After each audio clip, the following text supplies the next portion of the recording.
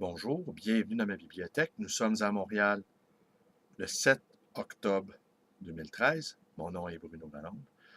Alors aujourd'hui, vous voyez, je tiens dans mes bras Big Mimi Thornton, hein, qui est notre nouvelle petite chatte que nous avons adoptée il y a déjà quelques semaines. Elle était destinée à être euthanasiée. Et bien maintenant, elle fait partie de la maison. Et là, je pense qu'elle apprécie modérément d'être dans mes bras, hein? Mais je tenais à vous la présenter parce qu'aujourd'hui, pas probablement, aujourd'hui, je ne vous lirai rien et sans doute je ne vous entretiendrai de rien également. Pourquoi? Parce que mes batteries sont à plat. J'ai été trop, trop dans l'intensité. Oui, j'ai été trop dans l'intensité ces dernières semaines. Rentrée scolaire. Oui, ma petite Mimi. OK. Rentrée scolaire, salon du livre ancien, le prochain numéro de la revue que nous nous préparons que nous sommes en train de créer et qui va paraître le 21 décembre prochain. Le livre sur l'escadron de la mort, un escadron de la mort au Québec, que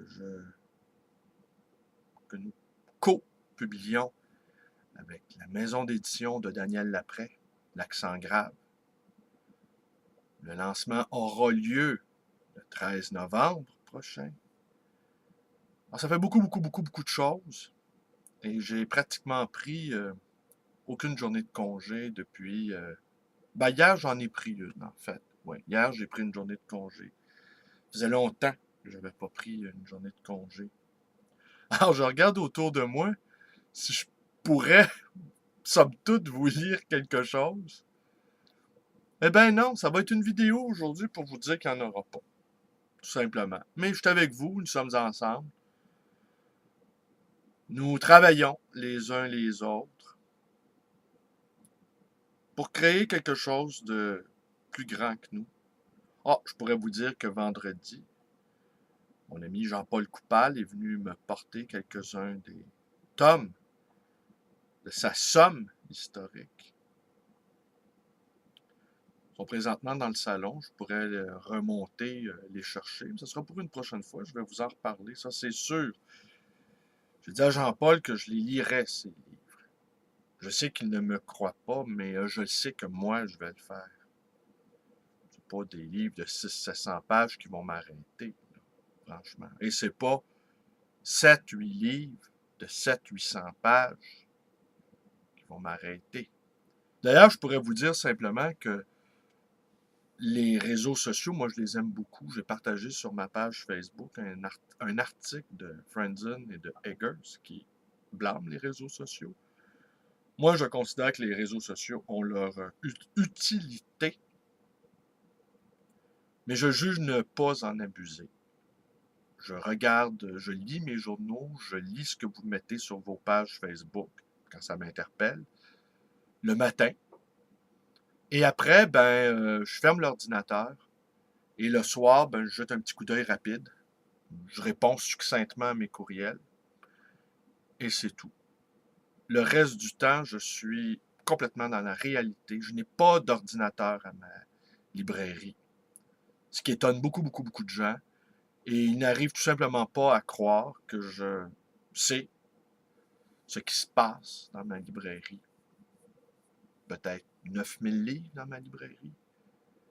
Dans ma bibliothèque à peu près personnelle, à peu près 25 000 livres. Et j'ai un petit entrepôt adjacent à ma bibliothèque personnelle chez moi, où il doit y avoir un autre 8000 livres, 9000 livres peut-être. Alors, c'est beaucoup de livres dans la vie d'un homme, ça. Ah, tenez, je vais vous raconter une anecdote. On va conclure là-dessus. J'ai un client à ma librairie qui, lui, sa manière de réfléchir est quand il y a un article à écrire, il est un anthropologue de l'architecture. Alors, quand il est en panne d'inspiration, eh bien, il va dans ma boutique pour trouver des livres qui vont susciter, qui vont déclencher chez lui l'élan de réflexion et l'élan créateur. De déambuler au milieu des livres provoque chez lui la créativité. Et parfois, ce n'est qu'un titre qui l'interpelle et qui met en mouvement toute une pensée. C'est une méthode que moi je juge intéressante et qu'au fond, tous les lecteurs appliquent, tous les lecteurs qui ont une bibliothèque personnelle. La bibliothèque provoque une réflexion.